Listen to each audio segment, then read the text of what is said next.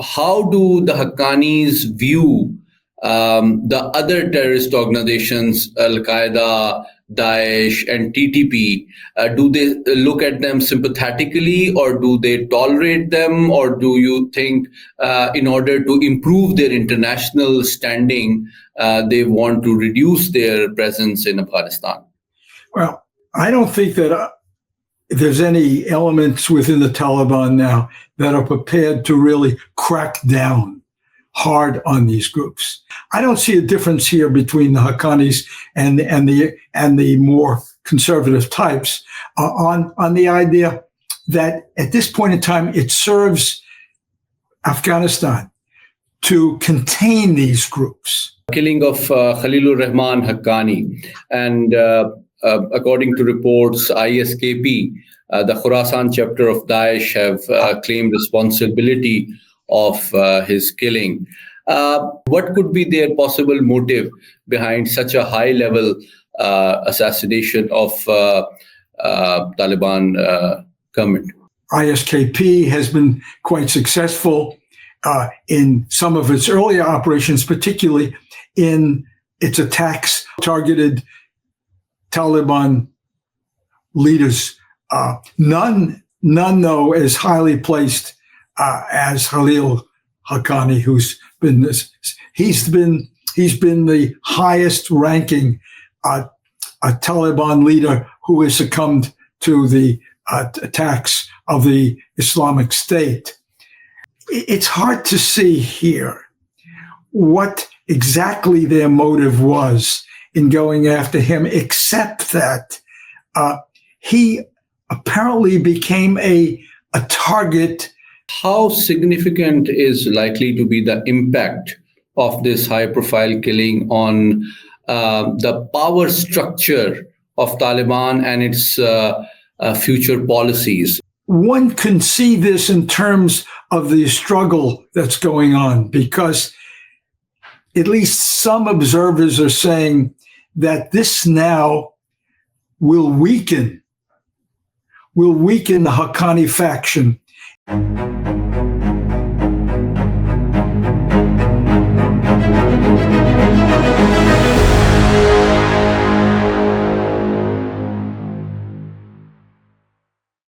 Viewers, very warm welcome to another episode of V News English program Perspectives, in which we bring to you some of the most insightful analysis by leading strategic thinkers who have expertise in some of the most critical issues which the world faces today. Recently, Afghanistan registered a major event in which one of the most influential leaders of the Afghan Taliban government, Mr. Khalil Rehman Haqqani, was killed in a suicide bombing.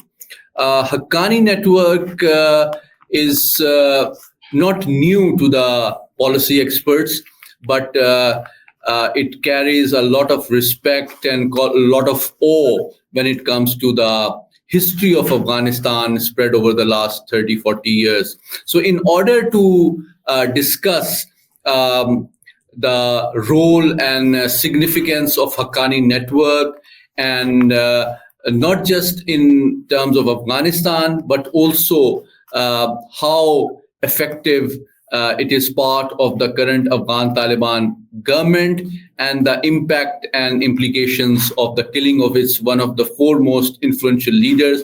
We are joined today by one of the foremost authorities on Afghanistan, perhaps the longest serving and most knowledgeable expert on Afghanistan affairs, Professor Marvin Weinbaum, who is the director of Pakistan and Afghanistan program at the prestigious Middle East Institute, Washington. Very warm welcome, Professor Weinbaum.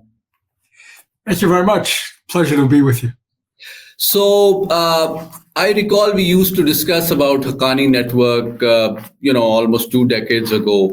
What makes them so interesting and different? Tell us basically, what is this Haqqani network, and what is their role and significance in Afghan security and politics?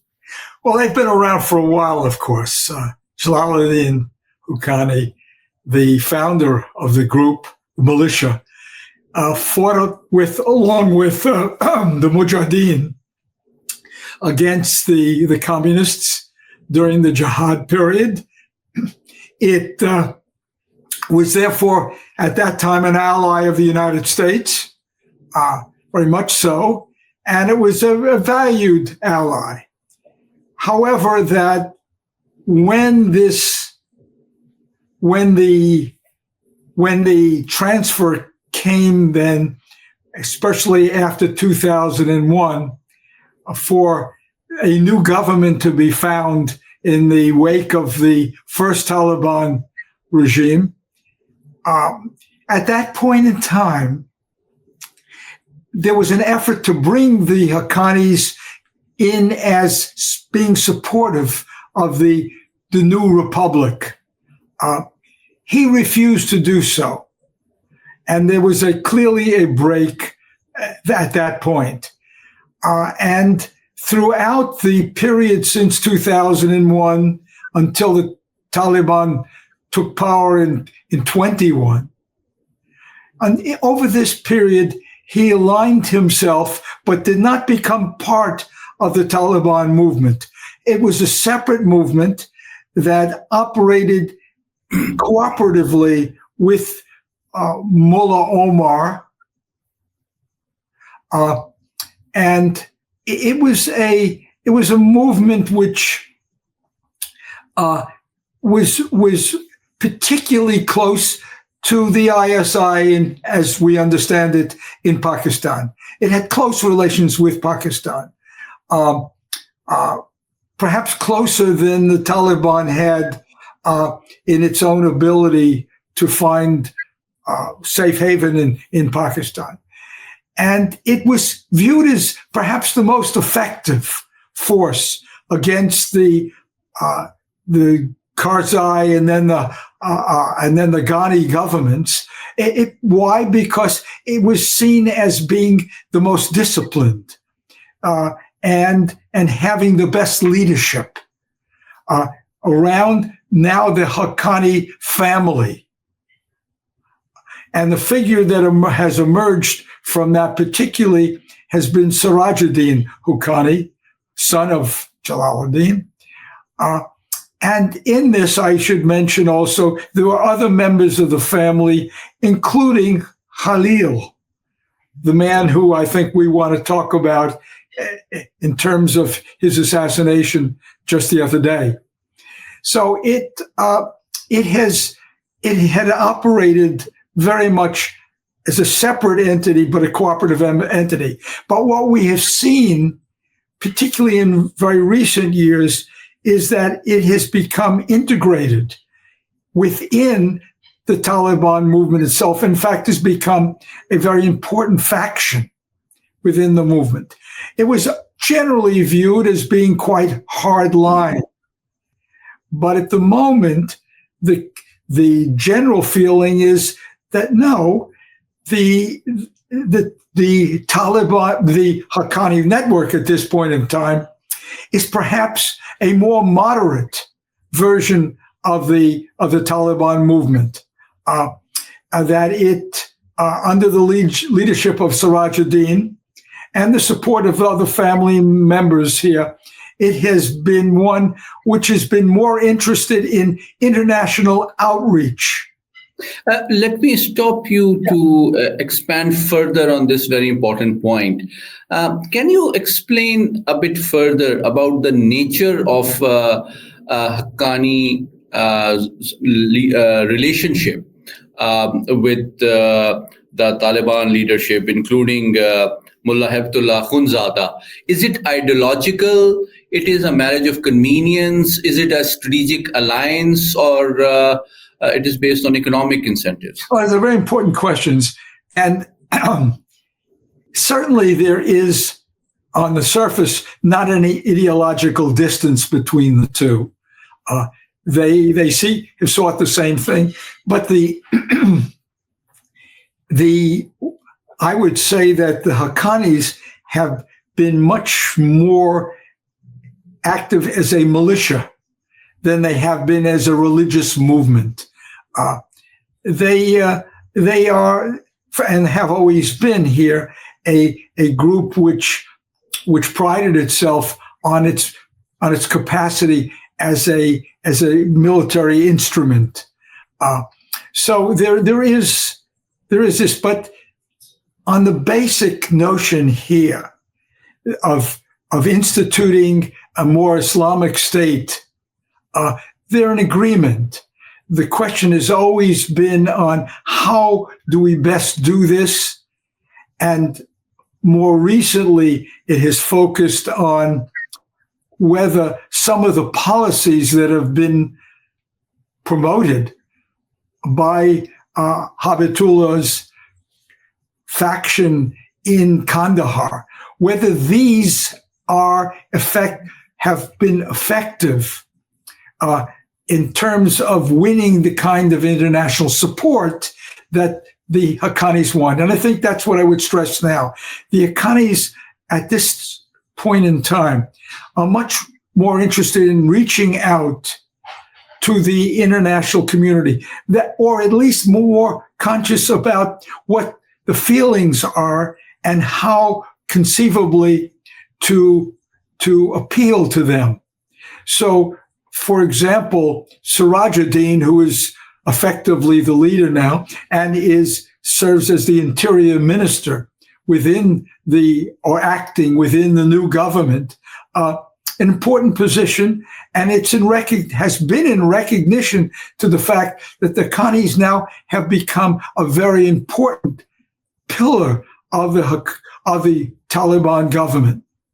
But here is where the tension is, because as we've learned more and more, there's a struggle going on within the Taliban movement about whether we want to be internationally minded, whether we're concerned about international attitudes. And in this, Sirajuddin and others have developed really quite good communication skills, which they have very effectively used in making the Taliban seem like a more normal state rather than a strictly ideological, insular state. So I want you to explain that a bit further. That do you think that Habibatullah Akhundzada and Mr.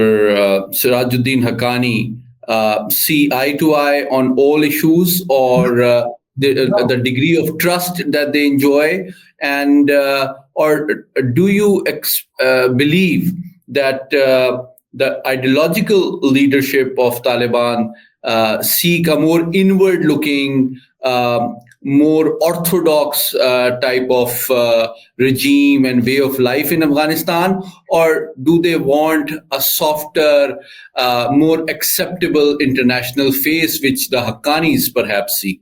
Well, I think you've said it really very well. That is exactly the difference. The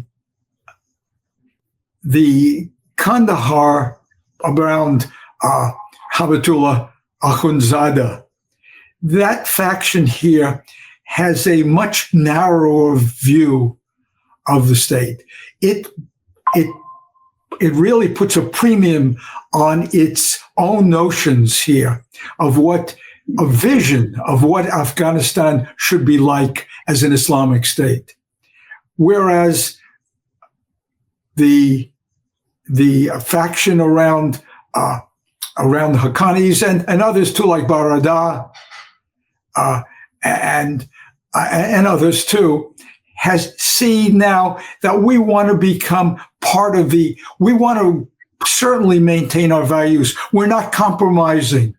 We're not going to do anything to compromise openly. But at the same time, it's in our interest here to make this a successful economy, to build this as a successful state, not just as an ideological bastion,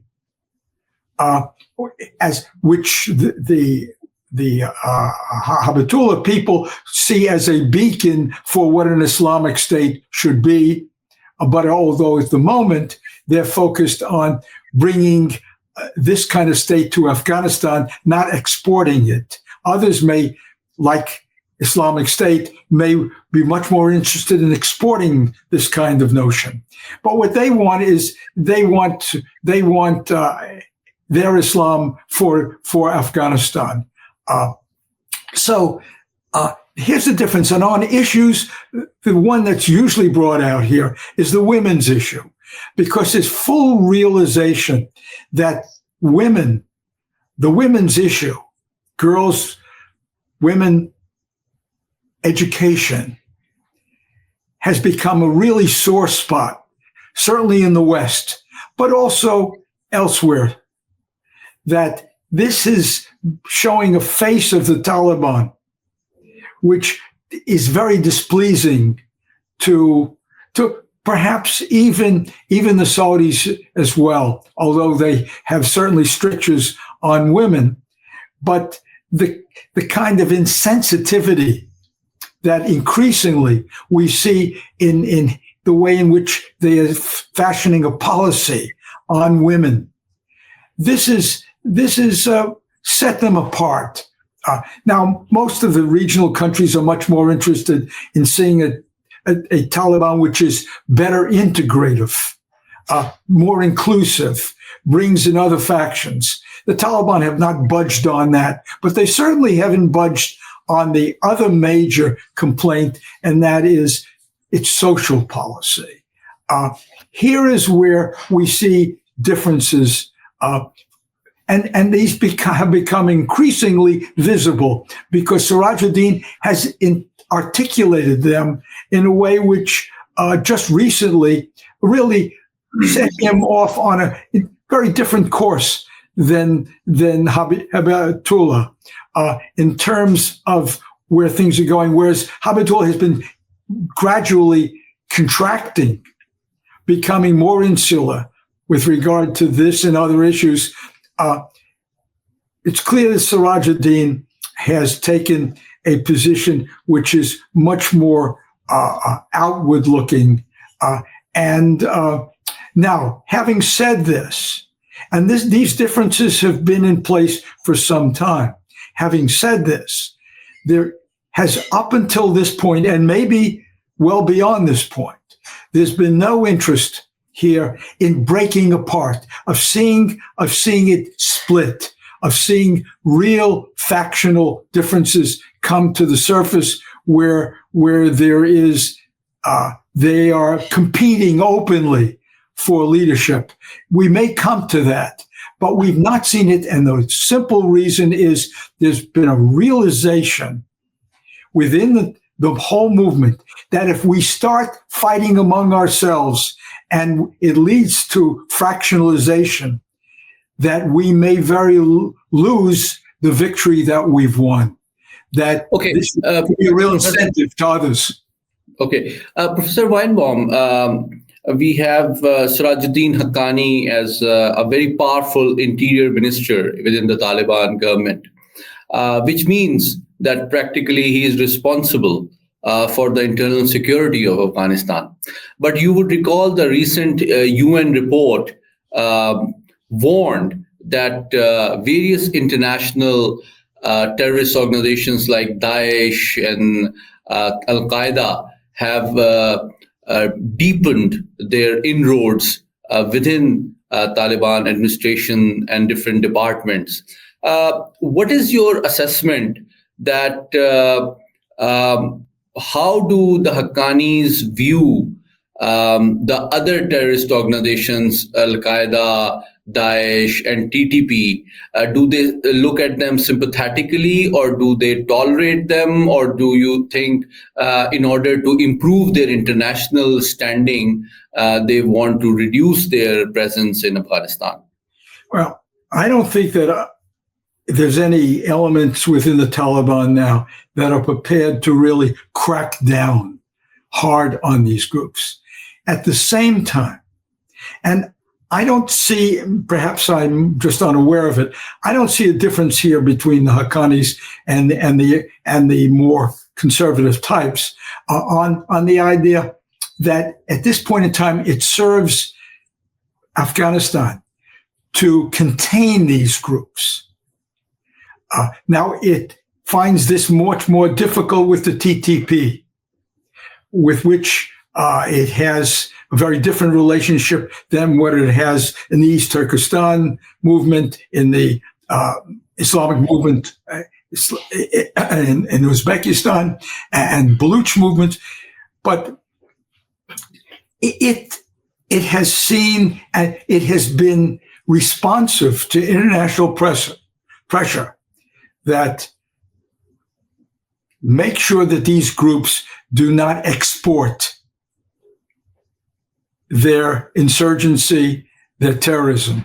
And the Afghan government has conformed to that.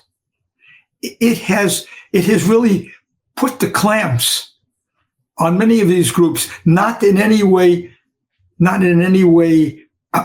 alienating them, so that they all, because some members have, would join Islamic State. They don't want to make enemies of them. And so it's been very subtle. They pushed out many of the Baluch Liberation Army people out of Afghanistan, to the detriment, I think, of Pakistan, because then these fighters were operating after that within and have become a much more lethal group. But the other groups have been able to, as I say, to exist, but not been able to bring about the kind of turmoil that they might have otherwise. So I just don't see. I don't see that as a divisive issue, whereas the women's issue and the extent to which there ought to be, that we want a UN seat, that we want recognition. This is really very much part of the Taliban now, but one which we're getting the impression means far less to Akhundzada and his group. They're much more inward looking rather than outward looking. Okay, now let's come to the killing of Khalil Rehman Haqqani. And according to reports, ISKP, the Khorasan chapter of Daesh, have claimed responsibility of his killing. Can you briefly explain the nature of relationship that ISKP has with Afghan Taliban, and what could be their possible motive behind such a high-level assassination of Taliban government? Well, for some time, of course, they have been. There's been a struggle with them. They have been, the ISKP has been quite successful in some of its earlier operations, particularly in its attacks on particularly the Hazara community, the Shia community, but it has also targeted Taliban leaders. None though as highly placed as Khalil Haqqani, who's been this. He's been the highest ranking a Taliban leader who has succumbed to the attacks of the Islamic State. This is it's hard to see here what exactly their motive was in going after him, except that he apparently became a target because, as best as we can see, that attack that took place very probably had inside assistance. It took place within the ministry itself. The suicide bomber was able to enter. He was able to enter and to succeed in killing the minister of refugees and his bodyguards. So one can see this in terms of the struggle that's going on, because at least some observers are saying that this now will weaken the Haqqani faction in its differences in the way in which it has been at odds with the Akhundzada faction. And it remains to be seen, but this certainly, the fact that they went after Haqqani, man who, at this point in time, although he has a glorious past in terms of being a fighter in the 80s and 90s, and he was, in a sense, the father figure because he was older than the others. But he, at this point in time, was not a major player. The refugee position is not one of the inside, essential positions, but he was in the cabinet. So it may figure in this struggle which is going on, which, again, I want to stress, is still being suppressed because of the fear that if it really breaks out in a big way, it's going to be, it's already been a setback for the Taliban, because they've made such an issue of the fact that they've been successful in destroying elements of ISKP, and the facts seem to bear this out, in that there have been few attacks, high-profile attacks in recent times.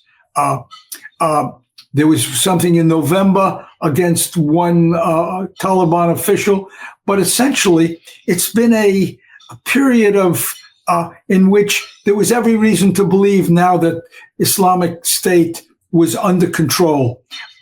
What this does is to blow that notion away. It says here that when we want to, we can effectively pull off an operation.